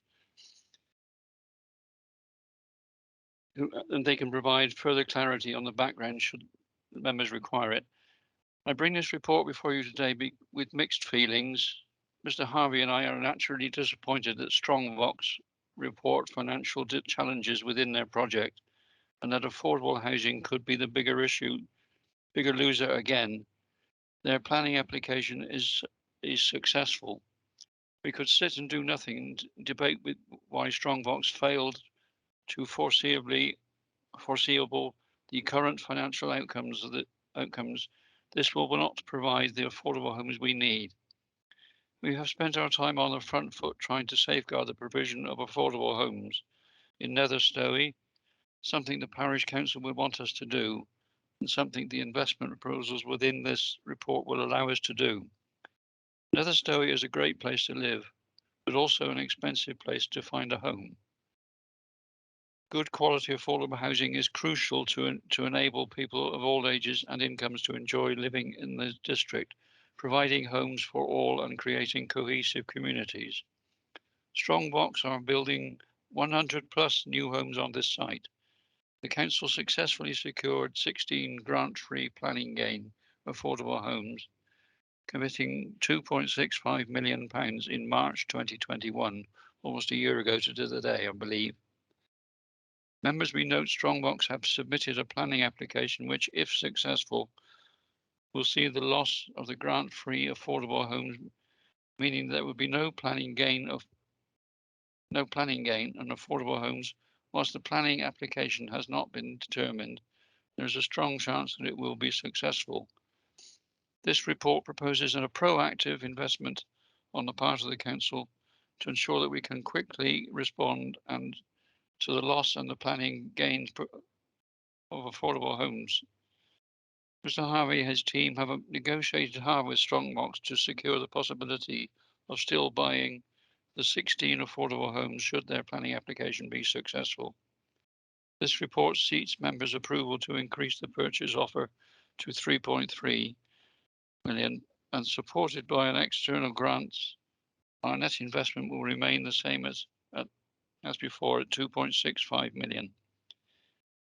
We will invest grants totaling 657,000 for the Hinkley Point Housing Fund Homes for England and 2021 to 26 affordable housing programme.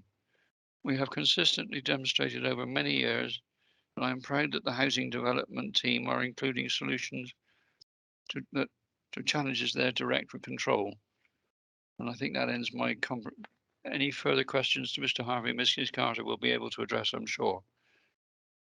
Thank you very much. So this is an increase of the budget that we already agreed. Yes. So this is the increase of £656,760, but that is, and it is covered by the injection of a subsidy. So, okay, thank you for that, because it is a lengthy report, but actually in short, that's what we're talking about. So just get right.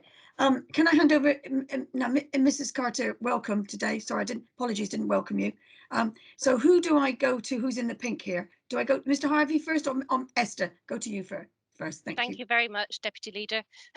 Thank you for the comprehensive introduction, Councillor Gilling. Really, this report, like Councillor Gilling said, it's safeguarding the affordable housing delivery in Nether Stowey. We've had the capital grant already approved through Executive, and this is just increasing the capital grant with using money from Homes England and the Hinkley Housing Fund grant, which has been approved already. So it's to ensure that we keep the 16 homes, which Strongbox are happy for us to keep for the people of Nether Stowey that require affordable housing. Thank you very much. Mr. Harvey, do you wish to add anything? I don't think you need to. Not at all, Deputy Leader. No, that's absolutely fine. Mrs. Carter's done a very, very good job there. Yes, absolutely. And I presume, can I just ask, for the light of the council, is that obviously this increase is down to materials, it's down to the situation because of COVID and everything else. It's the normal issues that have happened, and I think everybody that's having any work done in their homes or anything else, it's increased by a massive percentage.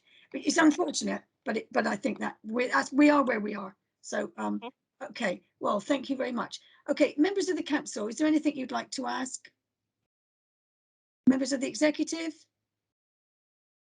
Oh, I beg your pardon. Councillor Caswell is the ward councillor. Please forgive me, I should have gone to you first. Councillor Caswell.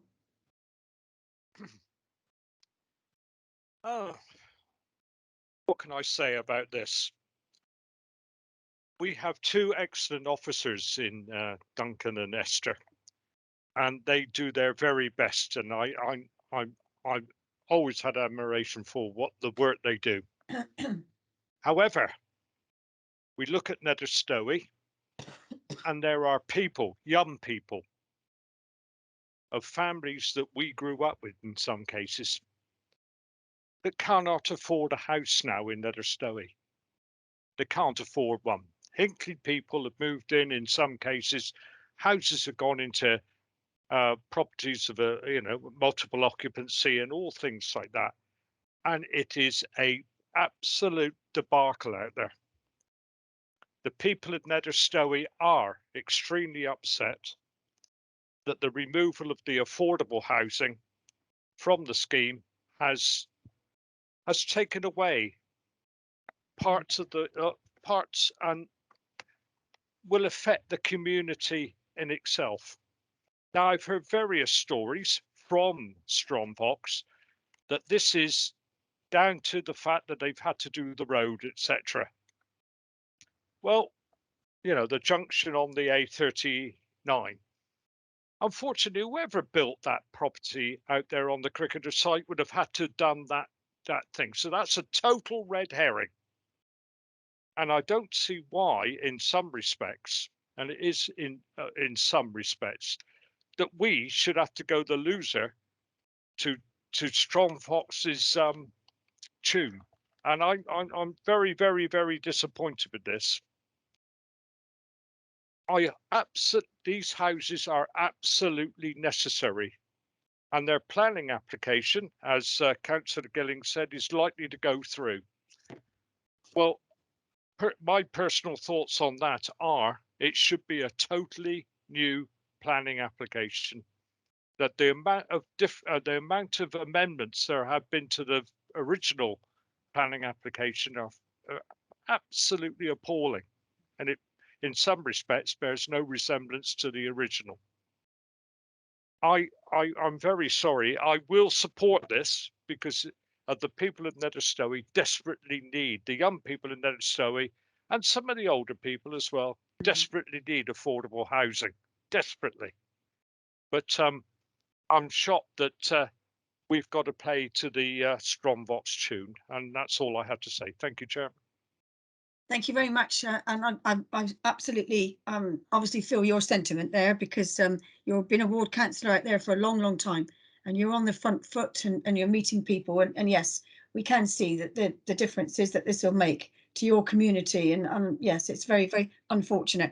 I'm sure our officers have done everything they can, everything they possibly can to try to get this the way we wanted it, but I think they probably done every avenue they could, but anyway. Oh, undoubtedly. Yeah, thank you. Can I go to, I just want to go to Mr. Harvey first, please. Thank you, Deputy Leader. I think we all echo Councillor Caswell's sentiments. Both Councillor Gilling and I and Esther are very disappointed with the situation. The planning department have a very difficult decision ahead of them, and I suspect planning committee will have a very difficult decision.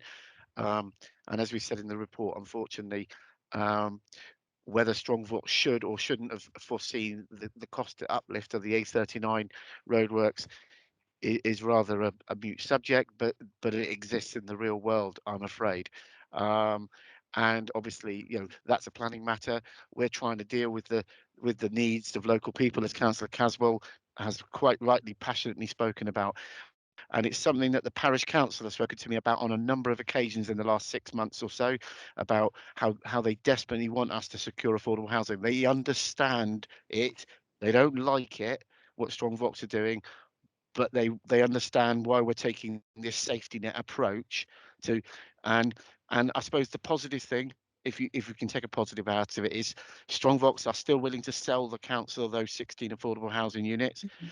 We are not paying the full difference between the uplift in roadworks, so we're paying about 2/3 of it. So we've negotiated quite hard. We're putting some Hinkley money in to help mitigate some of the Hinkley pressures, which Doug Banzi and Hinkley Programme Board and councillor and the two councillors here today will be aware of. So that's a good investment, and Homes England are going to help us do it as well. So you could, it's a broader sort. These homes will be rented, affordable rented, but they will be capped at what they call local housing allowance. So they will be capped at a benefit level where people can afford irrespective of their income. So they will be genuinely affordable to people. And most crucially, we are going to have a local lettings policy in place, which will prioritise local people, all of which we've discussed with the parish council. And they are really looking for us to try and save something from what is quite a pitiful situation. So I absolutely would 100% agree with what Councillor Caswell has said. But we are between a rock and a hard place, and this is a solution which will safeguard something which we know is desperately needed in that particular village. Absolutely, and the local lettings agreement, I think, will certainly help Councillor Caswell's issues as well, because obviously local people. So I thank you for that, because I can imagine this has been a very difficult time, and as many of them are. Councillor Keane. Thank you very much. I intend to support the recommendation, but the points raised by Mike Caswell, it's almost the question that should not be asked but must be about the probity of the applicant, with all of those amendments that are so shocking. The situation in Netherstowe, in fact, is being reflected in other villages elsewhere. So I entirely feel for all the people who are so frustrated and feel despair over there. As a question, do Strongbox actually, have they owned the land on which these buildings are going? We might need to seek legal, I don't know, but are you allowed to answer that question at this moment in time? If not, we can seek some legal advice. Well, we're in exempt anyway, so I would imagine it must be okay, unless somebody tells me otherwise. Yeah, Deputy Leader, I'm just a little bit concerned. We're starting to drift into other matters that shouldn't be appropriate today, not least of which the planning debate. The planning committee will consider at the right time an application. We do not want to try and do the planning committee's job here, which we shan't do and can't do. Thank you very much. That's what I was trying to actually say. This wasn't the right moment in time. Thank you for that. And I think, and nobody can, and in any time at all, any committee, nobody knows the outcome until the day. So I think we need to go. So I think we need to draw back now to the recommendation, which is, sorry, let's go back to the recommendation. Does we have anybody else wish to say anything at this moment in time? No. Okay. Right. Okay. So the recommendations are, and I will get Mr. Taylor to read them out very carefully. Thank you, Deputy Leader. The recommendations to the Leader are to approve a capital budget of 3,300,000, thereby securing 16 new council rented homes on the Strongbox development at the former Cricketers in Netherstowe. And the second recommendation is to waive contract standing orders. And that's a recommendation to the Leader to make a recommendation to full council. Thank you very much, Mr. Taylor. Well, I'd like to approve of that recommendation. Oh no, my apologies. My apologies. Discard that. Can I ask Councillor Gilling, please? I think it's Councillor Gilling's portfolio. My apologies, Councillor Gilling. Can I go back to you to propose the recommendation, please? Thank you, Deputy Leader. It gives me no pleasure whatsoever to recommend these proposals, but nevertheless I feel obliged to do so, and I take on board everything that's been said about the issues surrounding this particular project. But in so doing, I move the recommendation to go to full council. Thank you. And obviously, I'm not going to leave that to Councillor Caswell because that's not fair. I will second the recommendation. Thank you. Do we have any dissenters, please? Are we all in agreement? Thank you, Deputy Leader. That's clearly carried. Probably very timely because I think the system's about to be rebooted within the next 5 minutes. Okay. Well, I'd like to thank everybody here, Councillor, for attending today, and obviously everyone that's attended today. Thank you so much. And thank you to our officers of all of you who have attended today, done an excellent job. Thank you very much.